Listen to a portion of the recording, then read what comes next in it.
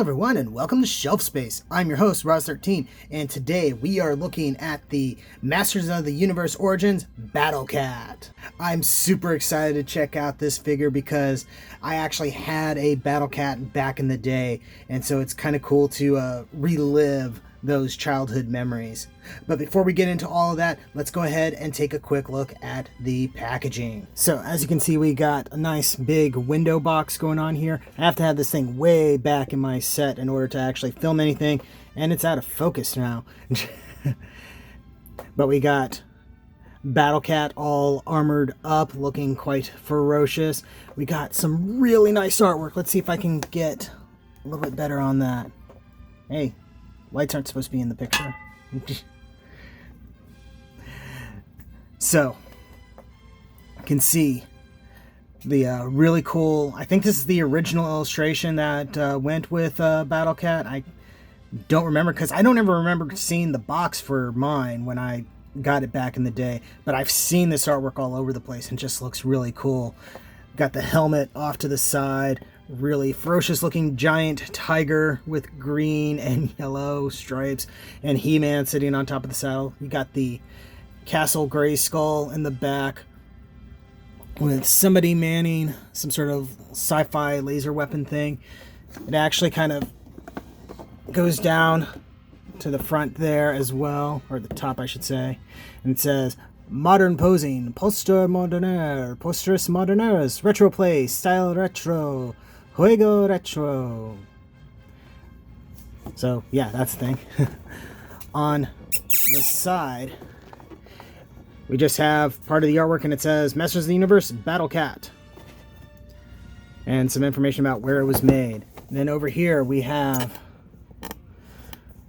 cool illustration. I think this is a more modern one of He-Man and Skeletor going at it, with He-Man riding Battle Cat. And you can sort of see it when I tilt it like this. They've done what's called spot varnish, where basically they've applied a clear paint over parts of the print to make those parts glossy. And it's a really cool effect. And over here, it's all the same stuff before in just as many languages as they can get. That's interesting because the other figures didn't have multilingual packaging, but this one does. Odd.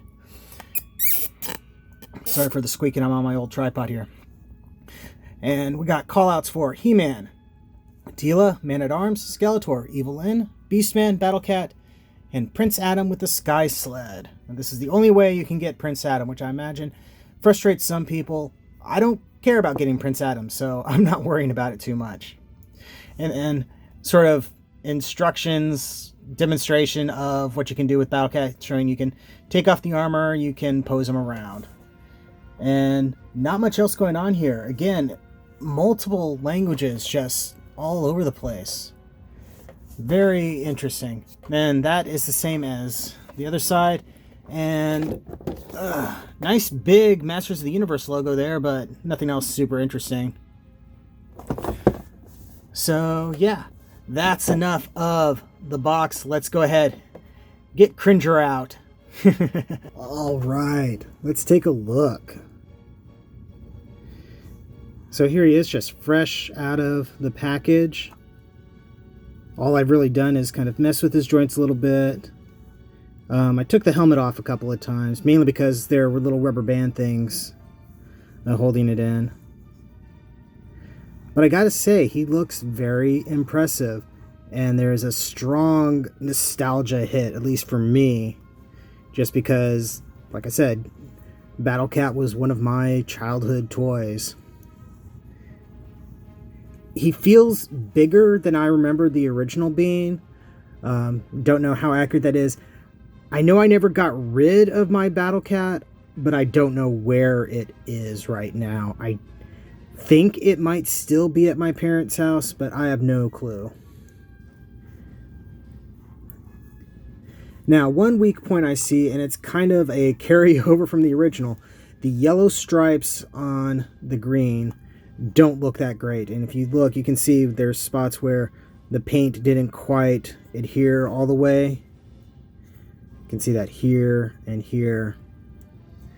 Though, truth be told, that's accurate to the original. I remembered my original one being quite like that. Some interesting touches that I don't remember being on the original. We have, it looks like there's some gloss paint of some sort applied to bits here, as well as around the eyes, which has an odd effect of almost making it look like Cringer or Battle Cat was crying, which is a little weird. I also don't remember my Battle Cat having actual paint on the eyes, but it's possible that that wore off on mine after a point. But it looks pretty good, and it's articulated. So you have a just sort of a, I guess you would call it a hinge joint back here for the legs.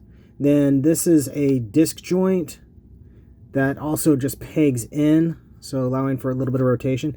Nothing at the ankles on either side. On the front, you have a disc joint, or sorry, sort of a hinge, and then another disc with rotation. And the tail is got it has a disc joint as well as being plugged in, so you can move it around. No wire or anything like in there to add extra articulation. The head is on, not quite sure what. Looks like a joint that allows it to go side to side, and then you can also rock it back and forth, and that's the entire neck. And then the jaw is also articulated. Mine came a little paint stuck, and when I opened it up originally, it made a loud cracking sound, which was a little bit worrisome. And I think we're getting a little bit of collision with the helmet and the armor. Oh, there we go. See? But it looks pretty darn cool. Let's go ahead and see what the He-Man figure looks like on top of it. So I currently have his shield and axe back there. And he fits quite snugly. Actually, doesn't feel like he's going too much anywhere. But yes, this is very cool. We can articulate his toes down a little bit more, maybe. But yeah, he rides. Is this focused? There we go. He rides quite nicely on top of Battle Cat.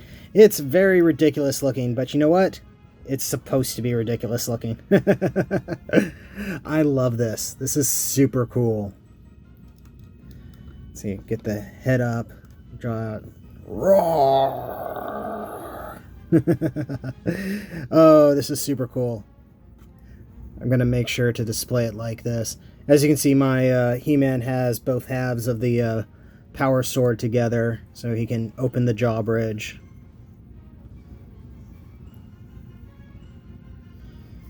And I don't know if this is what you're supposed to do with the shield, but I just have it hanging there with the axe going through it. Super, super cool. And here he is standing next to Skeletor from the same line, who just fell over, embarrassing me on the internet. It's a very evil thing to do, so appropriate, I suppose. Adjust the camera a little bit. That makes for quite nice setup there, I think. But let's go ahead and see what Battle Cat looks like without his armor. So let's get everyone aside. So first off, the head helmet piece comes off quite nicely, and this is what he looks like without it. Not cartoon accurate, because it's just green with little black dots. But this is what I remember the toy looking like.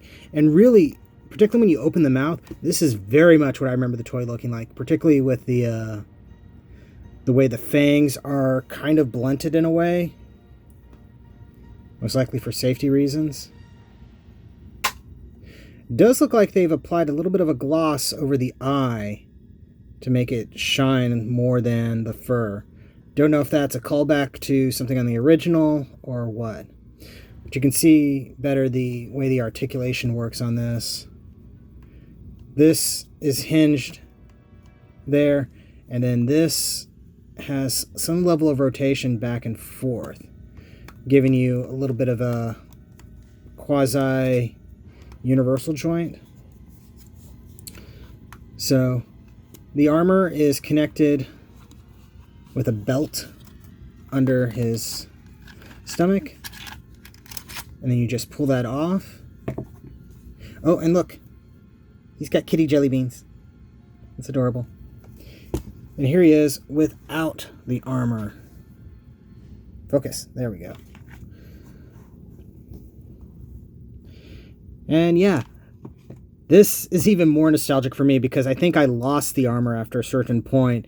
So most of my memories of Battle Cat are just the green tiger Cringer part. And this looks cool. Again, you can see the yellow paint on here is a little lackluster, but it's kind of accurate. If I wanted something a little bit more detailed, I'd probably have to go with one of the more higher end Masters of the Universe lines. But yeah, this is cool. You can see the head can look up a little bit more since it doesn't have any of the armor interfering with it. And here's He-Man standing next to him. What other comparisons can I make right now? Here's Ironhide from the Siege line.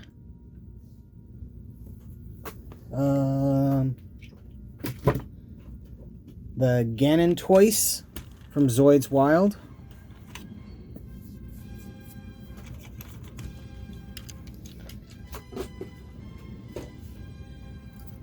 And the Wadom Pod from Bill Diver's Re-Rise. This actually looks big. Wait.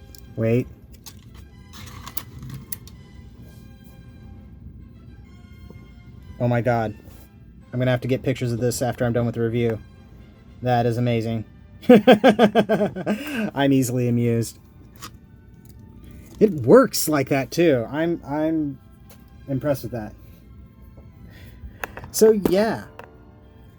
This is super cool. I am super happy for Shoki over at Shoki Reviews for tracking this down and getting it to me. He actually was able to hand it off to me just the other day. Put that on. There we go.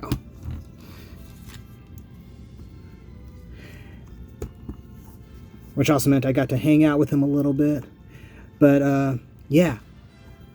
I am super happy to have this, and I would recommend this to anybody who likes Masters of the Universe stuff or has a soft spot for giant green kitties. Anyway, that's been a review. Thank you very much for watching. Don't forget to like, comment, subscribe, all that fun YouTube stuff. Check the description below for links to my storefront where you can get official shelf space, t-shirts, and more. And yeah, thank you again, and I'll see you the next time you invade my shelf space.